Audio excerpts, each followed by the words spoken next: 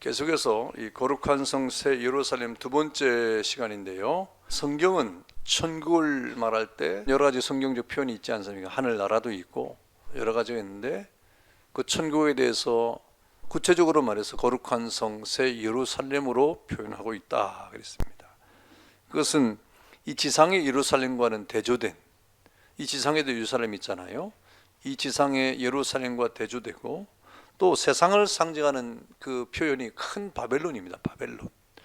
이 세상을 상징하는 표현이 바벨론인데 이 바벨론과 대조되는 그런 의미적 표현이 새 예루살렘, 거룩한 성 새 예루살렘이 되는 겁니다.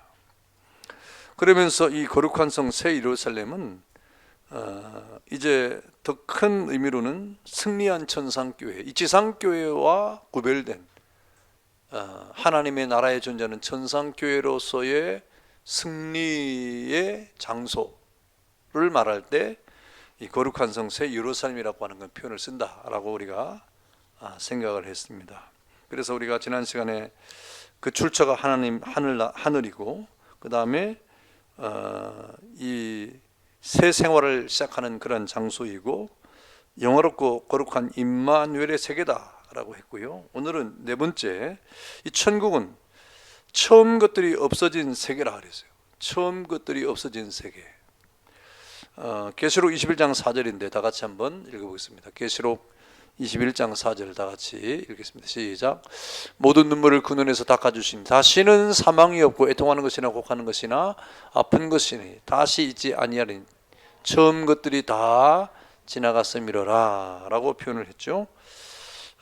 이 처음 것들이 다 지나간 상태, 이 처음 것들이 다 무엇입니까? 무엇이 없기에 눈물을 씻고 사망이 없고 애통하는 것이 없고 곡하는 것이 없고 아픈 것이 다시 있지 아니하는 그런 장소가 될 것이냐? 처음 것들이 없어진 상태는 무엇이냐? 처음 것들이 없어진 것들은 무엇입니까? 바로 처음 하늘과 처음 땅, 바다가 없어져 버렸다 그랬어요.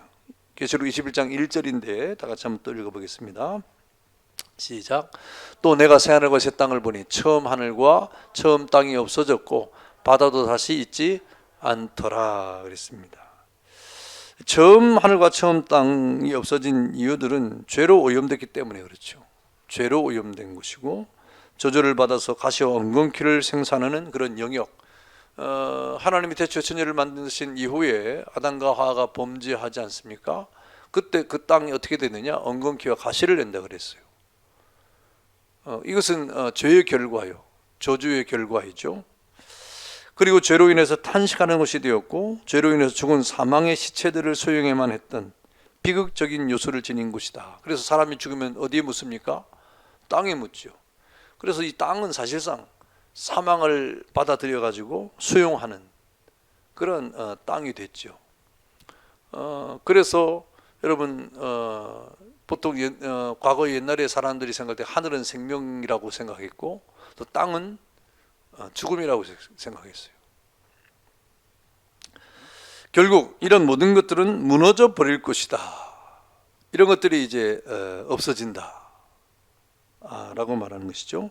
또 바다라고 하는 것은 영적인 비유로 말할 때 죄악과 불안과 공포, 사망과 저주가 지배하는 세계를 의미하는데 이 세상을 마치 바다라고 표현하지 않습니까? 풍랑이는 바다처럼 이 세상을 표현하고 있는데 바로 이 세상의 죄악과 불안과 공포와 사망과 저주가 지배하는 그런 이 세상을 이렇게 의미하는 것입니다. 그러므로 이 처음 하늘과 처음 땅 그리고 바다라고 하는 것은 사탄 활동 무대라고 할 수 있고 또 짐승의 무대로 성경이 말씀을 하고 있는 거죠. 그래서 땅에서 올라온 짐승, 요한계시록에 보니까 나중에 예수님을 마지막으로 대적할 때 땅에서 올라온 짐승, 바다에서 올라온 짐승들이 다 연합을 해가지고 적그리스도와 함께 예수님을 대적하는 마지막 전쟁을 벌이지 않습니까? 그래서 이 땅과 하늘이라고 하는 것은 지금 우리가 이 세상을 살고 있지만 사탄의 활동 무대요, 짐승의 출처라고 우리가 보는 것입니다. 그렇다면 예수 그리스도의 재림으로 말미암아 사탄이 결박을 당하고 영원한 불못에서 던져짐을 당하는 지금 새하늘과 새 땅, 거룩한 성 예루살렘, 그 천국의 처음 하늘과 처음 땅, 바다가 없다는 것은 너무도 당연한 것이 아니겠는가 하는 거죠. 그래서 우리 지난 시간에도 말했지만 이 처음 하늘이 없어졌다고 하는 것은, 사라진다고 하는 것은 뿅 하고 사라지는 뭐 그런 의미는 아닙니다. 그래서 지난 시간에 갱신이라는 말을 했는데, 완전히 새로운 우리가 주님 앞에 재림할 때 이 부활의 몸을 입어서 완전히 새로운 모습으로 변화를 받는 것처럼 완전한 갱신, 완전한 새로운 모습으로 거듭나는 세계가 바로 거룩한 성세에 이루어집니다. 그래서 처음 것들은 다시는 보지 못하는, 없어지는 그런 세계가 될 것이라고 말하죠. 그 다음에 또 없는 것이 무엇입니까? 사망이 없다 그래서 사망이. 계시록 21장 4절에 보겠습니다. 자, 사망이 없다 그랬어요. 아까 우리가 이것죠, 다시는 사망이 없고 그랬죠. 다시는 사망이 없고 그랬습니다. 그래서 사망이라고 하는 건 죽음이잖아요. 죽음. 다시는 죽음이 없다 이 말입니다. 영원히 산다 이 말이죠. 영원히 산다. 여러분, 왜 그러느냐? 사망이라고 하는 것은요, 영원 세계의 것이 아닙니다. 사망은 죄의 결과로 빚은 역사 세계의 후패물이다. 다시 말하면 이 사망이라고 하는 것은 이 세상에 죄로 말미암아 존재하게 된 이게 이상한 현상이에요. 그게 자연적인 것이 아니에요. 제가 보통 이렇게 마지막 장례 때 하간 예배할 때 그런 말을 좀 합니다. 사망이라고 하는 것은 모든 사람이 자연스럽게 받아들이고, 모든 사람이 어쩔 수 없는 그런 인생의 종착역으로 받아들이고, 뭐 사람은 태어나면 죽는 것이라고 사람들이 다 생각하면, 이것은 정상이 아니라 이 말입니다. 비정상이라. 죽음은 비정상이고 사망은 정상적이 아니라고 하는 말을 제가 강조할 때가 있는데, 사망은 절대로 사람들에게 찾아온 정상이 아닙니다. 사람은 죽는 존재로 만들어진 존재가 아니잖아요. 사람이 다 죽으니까 우리도 헷갈려가지고 사람은 죽는다 이렇게 자연스럽게 받아들이지만, 결코 성경은 그렇게 말하지 않습니다. 사람은요, 죽는 존재로 창조된 것이 아니라 영생하도록 지음을 받은 존재예요. 영생하도록. 그래서 사망이라고 하는 것은 인간의 본연이 아니라 이 말입니다. 자연적인 것도 아니고, 이것은 영리요, 이변이요, 비정상이요, 저주요, 심판의 결과다 그랬습니다. 사망은 결코 인간의 것이 아닙니다. 하나님이 우리를 죽음에 이르도록 만들지 않았잖아요. 그런데 죄가 이 땅에 들어옴으로 우리에게 죽음이 찾아온 비정상의 상태가 바로 사망이라고 하는 거죠. 그래서 고린도전서에는 뭐라고 합니까? 사망을 쏘는 것이라 그랬어요. 그 다음에 또 맨나중에 멸망받을 원수라 그랬어요. 사망을 원수라 그랬어요. 그런데 이 천국은 사망이 없다는 말은 더 이상 이 죄가 쏘는 것이 없고, 사망이 멸망을 당하여 무한의 생명 자유가 있는 곳이요, 사망을 이긴 생명의 승리자만이 세계요. 그래서 성경은 천국에는 결코 장례식이 있을까요? 그래서 장례 나면 우리 권사님 전해가지고 권사님 찬양대에 서야 됩니다 이런 말도 안 해도 되고, 내일 발인인데 누가 합니까? 막 조사도 안 해도 되고, 요즘 조사하느라고 막 오늘 장례가 나면 이제 뭐 발인대도 가야 되고 찬양대도 가야 되고 하니까 막 조사하잖아요. 몇 명 가냐, 뭐 가오는 누가 하냐, 뭐 참 뭐가 하면 복잡하잖아요. 천국에 그런 게 없으니 얼마나 좋습니까? 빨리 가고 싶습니까? 그리고 찬양대 하고 싶어요? 천국에는 이제 장례식이 없어요. 무덤이 있을 수가 없죠. 왜? 그건 사망이 없기 때문에. 또 없는 것이 무엇입니까? 애통하는 것과 곡하는 것과 아픈 것이 없다 그랬어요. 없다 그랬어요. 우리 아까 읽었습니다. 모든 눈물을 그 눈에서 씻기심에 다시는 사망이 없고, 애통하는 것이나 곡하는 것이나 아픈 것이 다시 있지 아니한다 그랬습니다. 또 계시록 7장 17절인데요. 자, 읽읍시다. 시작. 이는 보좌 가운데서 계신 어린 양이 그들의 목자가 되사 생명수 샘으로 인도하시고, 하나님께서 그들의 눈에서 모든 눈물을 씻어 주실 것임이라 그랬습니다. 이렇게 천국은요, 애통하는 것이나 곡하는 것과 아픈 것이 없다 그랬어요. 이 애통과 곡하는 것이 없다. 여러분, 애통, 곡하는 것, 이거는 어떤 것이, 언제 애통하고 곡합니까? 슬플 때, 또 괴로울 때, 또 어떤 것을 만났을 때, 예? 억울할 때, 그렇지, 그러네. 예. 어떨 때? 고통스러울 때. 어쨌든 그런 모든 것들이 인간의 비극이죠. 이 비극적인 우리의 어떤 현실을 만날 때 애통과 곡하는 것이 있는데, 이건 이제 절망의 표현이죠. 어떤 것이 좌절됐을 때, 우리의 소원이 좌절되거나 뭐 꼭 소원이라 아니라도 우리의 희망이나 또 우리 어떤 것에 어떤 좌절이 왔을 때, 우리 마음과 빗나갔을 때 이런 것들이 찾아오잖아요. 비극이지요. 그런데 천국은 이런 것이 없다. 이것은 죄의 결과로 인류가 만나는 어둠의 요소들인데 천국에 이런 것이 없다, 애통하는 것이 없다 이 말. 그러니까 우리 어떤 소원이라고 뭐 특별히 소원을 더 가질 이유가 없는 완전한 나라가 하나님 나라니까, 거기에는 우리의 어떤 다른 바람이 없을 정도로 완전한 것이니까 여러분 이런 애통과 곡하는 것이 있을 수가 없죠. 그래서 천국에 사는 백성들에게는 눈물과 슬픔, 우는 것들과 고통스러운 것들이 없다 그랬습니다. 예. 이사야 35장 10절 한번 읽어보겠습니다. 이사야 35장 10절 시작. 여호와의 속량함을 받은 자들이 돌아오되 노래하며 시온에 이르러 그들의 머리 위에 영원한 희락을 띠고 기쁨과 즐거움을 얻으리니 슬픔과 탄식이 사라지리로다 그랬습니다. 또 이사야 65장 19절 다 같이 시작. 내가 예루살렘을 즐거워하며 나의 백성을 기뻐하리니 우는 소리와 부르짖는 소리가 그 가운데서 다시는 들리지 아니할 것이며 그랬습니다. 예, 다시는 울부짖는 소리, 우는 소리가 안 들린다 이 말입니다. 또 이사야 25장 8절 다시 시작. 사망을 영원히 멸하실 것이라 주 여호와께서 모든 얼굴에서 눈물을 씻기시며 자기 백성의 수치를 온 천하에서 제하시리라. 여호와께서 이같이 말씀하셨느니라 그랬어요. 여러분 이렇게 천국에는요 애통과 눈물을 곡하는 것이 이제 완전히 사라진다. 인간의 비극이 없다는 거예요. 한 번도 안 울어본 사람 있나요? 손 들어보세요. 나는 한 번도 울어본 애통한 적이 없다. 한 번도 곡을 한 번도 안 해봤다. 아이고 아이고는 아니고 그래도 뭐 어쨌든 뭐 이런 나 애통한 적이 없다. 없지요. 다 애통함이 있죠. 근데 천국에 가면 없다니 얼마나 감사합니까? 또 이 애통함과 곡하는 것이 없다, 아픈 것이 없다는 것은 아픈 것이 앞에 했고요. 아픈 것이 없다. 아픈 게 요즘의 이슈입니다. 아픈 거. 이 아픈 것은 대표적으로 육신의 질병을 의미하는 거예요. 육신적 질병도 여러분 왜 찾아왔을까요? 우리가 늙어서 그렇습니까? 아니에요. 죄의 결과. 죄의 결과 사람이 후패해져서 늙는 거예요. 죄의 결과. 그래서 아픔이 오는 거예요. 그래서 아픈 것이라고 하는 육신의 질병을 의미하는 것이고 또 한편으로는 마음의 상처도 포함되는 겁니다. 마음의 상처. 아픈 거예요. 그래서 옛날에 유명한 그 드라마에 그런 멘트가 너도 아프냐 나도 아프다. 참 어디서 그랬지? 다모 누가 그랬죠? 이서진인가? 이서진이에요? 이서진이가 누구한테 그랬지? 아니지.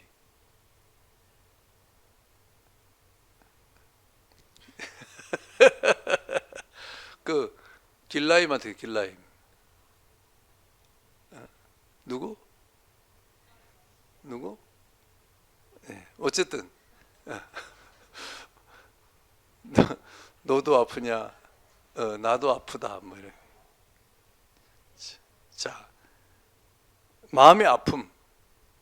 이거 육신적 질병 말할 것도 없고 마음의 아픔. 근데 저번에 말했죠. 우리 남자들은 좀 이성적인 것에 좀 더 발달돼 있고 여자들은 감정적인 것에 더 발달돼 있어가지고 아프다 그러면 남자는 머리 아픈 거, 골치 아픈 뭔가 막 이리 골치 아프다 이러고 여자들은 마음이 아프다 그러고 그런다잖아요. 느끼는 감정선이 좀 다른 거예요. 뭔가 복잡하고 막 그런 일이 벌어지면 남자는 골치 아프다 생각하고 또 여자는 마음이 아프다고 생각하고 이렇게 한답니다. 여러분 아픈 거는 육신이 아플 때 어때요? 막 쑤시고 막 결리고 저리고 막 그래요? 여러분의 지금 몸 상태는 어떻습니까? 쑤시고 절리고 아프고 그래요?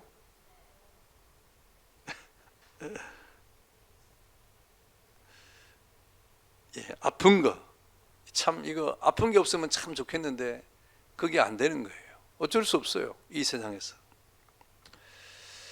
여러분 그 아픔의 외적 표현이 눈물이고 곡하는 것이고 그 마지막이 사망이 이르는 것이다. 아프다가 이제 죽는 거예요.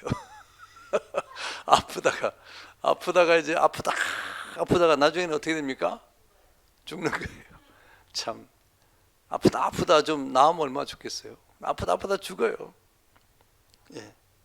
근데 천국은 이런 비극적인 요소가 다시는 있지 않는다 그랬어요. 왜 그렇습니까? 사망이 정복된 곳이기 때문에. 이 사망이라고 하는, 죄의 결과 사망이라고 하는 것이 생명으로 정복되는 세계이기 때문에 다시는 이런 아픈 것이 없다. 그 아픔 때문에 마음도 아프거나 뭐 곡하는 것이나 애곡하는 것이나 다시는 있지 않는 그런 세계가 될 것이다. 할렐루야. 행복합니까? 뭐 그런 걸 아직 겪지 못하니까 얼마나 행복한지 모르겠죠. 그러나 아프지만 않아도 얼마나 좋겠어요. 자, 그 다음에 또 없는 것이 뭡니까? 성전이 없다요. 성전이. 세상에 성전이 없답니다. 성전이. 그럼 우리는 어떻게 예배한단 말이에요? 참 어디로 가서 예배할까요? 자, 21장 계시록 21장 22절 한번 읽어보겠습니다. 다 같이 시작. 성 안에서 내가 성전을 보지 못하였으니 이는 주 하나님 곧 전능하신 이와 및 어린 양이 그 성전이심이라. 성전이 없는 이유가 오늘 본문에 밝히고 있는데, 그 사도 요한이 하나님의 계시 속에서 환상 가운데 그 거룩한 성 새 예루살렘을 보니까 성원에 성전이 없는 거예요. 가만히 보니까 그 성전이 하나님 전능하신 이와 어린 양 예수님이 그 성전이시기 때문이었다는 것을 알게 됐어요. 아하, 성전이 없는 이유가 바로 이것이었구나 그랬어요. 그래서 이 성전이라고 하는 것은 왜 볼 수 없는가? 성전이 없는 이유가 뭐냐? 이 성전은 이 세상에 사람의 손으로 지었던 하나님의 성전을 의미하는 것인데, 이것이 여러분 예수님 시대 온갖 부패의 온상이 되었지 않습니까? 그래서 이 지상의 예루살렘이 사실 예수님을 울렸던 것이죠. 예루살렘아 예루살렘 하면서 예수님이 울었잖아요. 예수님이 십자가를 못 박았던 교권주의자들의 무대로 전락해버린 장소였고, 또 강도의 구례를 만들었고, 또 종교적 상업주의가 판을 치는 시장으로 변해버린 장소였던 것이죠. 그런 이런 성전은 거룩한 성 예루살렘에 적합하지 않은 것이죠. 여러분, 이러한 이 지상의 성전은 더 이상 존재할 이유가 없다는 겁니다. 지상의 이러한 부패한 성전은 하나님 나라 거룩한 성에 존재하지 않는다는 것이죠. 또 이 교회도 이제 성전에 포함되는 건데, 이 지상의 전투적인 교회는 불완전하기 때문에, 이 지상의 교회가 하나님께서 그래도 이 세상에 구원받기로 작정된 자들을 불러 모으는 거룩한 방주 역할을 하고 있지만, 그러나 이 교회는 어떻습니까?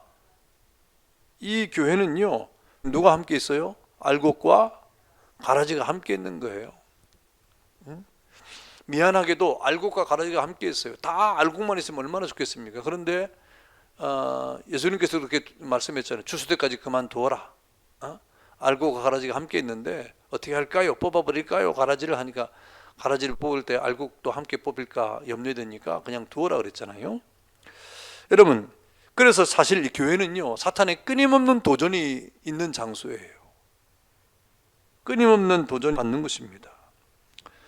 바로 이 땅에 존재하는 교회이기 때문에 그렇죠. 그래서 영원하고 완전하고 거룩한 성전과는 비교된, 이것은 불완전한 교회, 불완전한 전투적인 교회이기 때문에, 계속 죄와 싸워야 되는 그런 교회이기 때문에 하나님의 나라는 그런 교회적 요소가 전혀 없는 완전한 교회가 바로 그 성 자체가 되는 것입니다. 그래서 전능하신 하나님 자신과 어린 양 자신이 친히 성전이 되시기 때문에 사람의 손으로 지은 성전은 보이지 않는 것이다 그랬습니다. 그래서 요한계시록 21장 22절에 기록된 이 성전, 아까 읽었던 성전은요, 나오스란 말인데요, 이것은 외형적인 어떤 건물을 의미하는 것이 아니라 하나님과 사람이 직접 만나는 장소를 의미하는 단어입니다. 그러니까 하나님과의 교제와 교통함. 사실 이 지상의 교회도 마찬가지. 지상의 교회도 모이는 교회, 흩어지는 교회가 있는 거예요. 모이는 교회의 의미와 흩어지는 교회의 의미가 다 있는 거예요. 이 에클레시아란 말은 모이는 교회. 모이면 뭐 합니까? 모이면 뭐예요? 모이면 예배하는 거죠. 또 모이면 뭐예요? 모이면 기도하죠. 모여서 뭐예요? 찬송하죠. 모여서 하는 말씀을 배우죠. 이게 교회의 기능이에요. 또 흩어지는 교회, 에클레시아는 흩어져야 돼요. 흩어지는 교회는 뭡니까? 전도하는 교회. 전도하는 교회죠. 전도하는 거죠. 여러분, 교회 안에서도 성도가 돼야 되고 밖에서 성도가 돼야 된단 말이에요.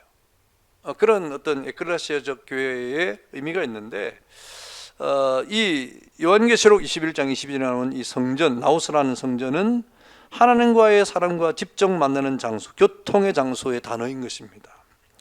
그래서 주님이 자신의 영광이 천국 전 여기에 충만하기 때문에 천국에 사는 모든 성도는 어디든지 예수님과 함께, 하나님과 함께 직접 만나고 대화할 수 있는 그런 성전 자체가 된다. 천국이 성전 자체가 된다는 것입니다.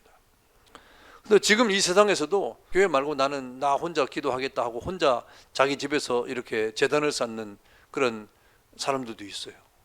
근데 그건 안 됩니다. 왜냐하면 이 세상은 불완전한 세상이기 때문에 여러분 그럴 수 없어요.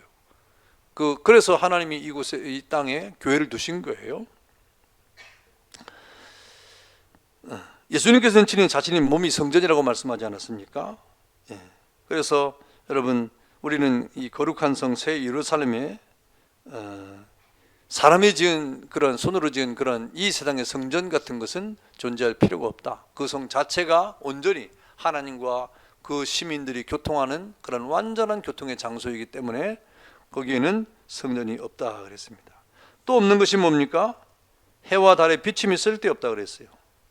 21장 23절 다 같이 한번 읽어보겠습니다. 21장 23절 다 같이 시작. 그 성은 해나 달의 비침이 쓸데없으니 이는 하나님의 영광이 비치고 어린 양이 그 등불이 되심이라 그랬어요. 여러분, 이 말은요, 해와 달이 없다는 말일까요? 해와 달의 비침이 쓸데없다 그랬죠. 해와 달의 비침이 쓸데없다 그랬어요. 그래서 이 말은 천국에 해와 달이 없다는 말은 아닌 것입니다. 보면 해와 달빛이 주님의 자신의 영광 앞에서 그 기능이 상실될 정도다 그랬어요. 누가 이런 경험을 했을까요? 사도 바울이 그런 경험을 했죠. 다메섹에서. 다메섹에서 여러분, 태양의 장렬한 정오에 그 빛이 쓸데없는 빛처럼 큰 영광의 광채, 쉐키나라고 말하는데 그 영광의 빛에 엎드러지고 말았던 사도 바울이 그런 경험을 하잖아요. 그러니까 여러분, 사실 우리가 이 세상에서도 지금 우리 밤에 이 전기불이 얼마나 환합니까? 그런데 아침에 낮에 뭐 태양빛이 비칠 때 이런 빛이 효과가 있나요? 아무 효과가 없어요. 태양빛 아래 이런 빛들이 아무 효과가 없어요. 그 비침이 쓸데가 없어요. 그것처럼 천국에 가면은 하나님의 영광의 빛이 임재를 하기 때문에, 비추기 때문에 거기에 해와 달의 비침이 쓸데없다라고 말씀을 하고 있는 것입니다. 그 다음에 또 없는 것이 무엇입니까? 밤이 없다 그래서 밤이. 21장 25절 한번 읽어보겠습니다. 계시록 21장 25절 시작. 낮에 성문들을 도무지 닫지 아니하리니 거기에는 밤이 없음이라 그랬습니다. 과거 고대 사회에서는 밤이 되면 뭘 닫아요? 성문을 닫지요. 그래서 파수꾼들이 막 이렇게 딱딱 이렇게 뭘 치죠. 그러면 이제 문을 닫는 시간에 성문을 닫으시오 그런다고. 그럼 성문을 닫아야 돼. 왜? 또 밤이 되면 누가 이렇게 침입할지 모르니까. 그래서 밤에는 모든 사람이 이렇게 움직임을 하지 못하게 하죠. 그리고 우리나라도 뭐 오래 전에는 통행 금지라는 게 있었잖아요. 12시간 통행 금지해가지고 뭐 딱 경찰서 끌려가고 거리 다니다가 막 그러잖아요. 지금은 없습니다만은. 그런 것처럼 여러분, 거기는 밤이 없다 그랬어요. 밤이 없다. 여러분, 이 밤이라고 하는 것은 뭡니까? 성문을 닫는다라고 하는 말은 무엇을 의미하냐면 죄를 짓는 것, 뭔가 이 범죄하는 것, 침노하는 것을 의미하는 것이기 때문에 이 밤이는 무지와 불신앙의 때를 의미하는 겁니다. 성경의 밤이라고 하는 것은 바로 그런 이 불신앙적인 어떤 행위가 난무하는 그런 때를 말하는 거죠.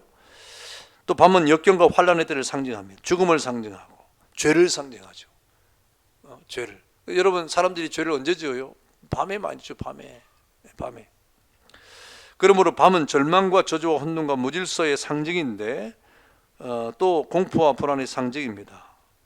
영적인 암흑기, 정치적으로 도덕적 혼란기를 말하는데 바로 그런 밤이 죄와 사망의 상징이 되는 것입니다.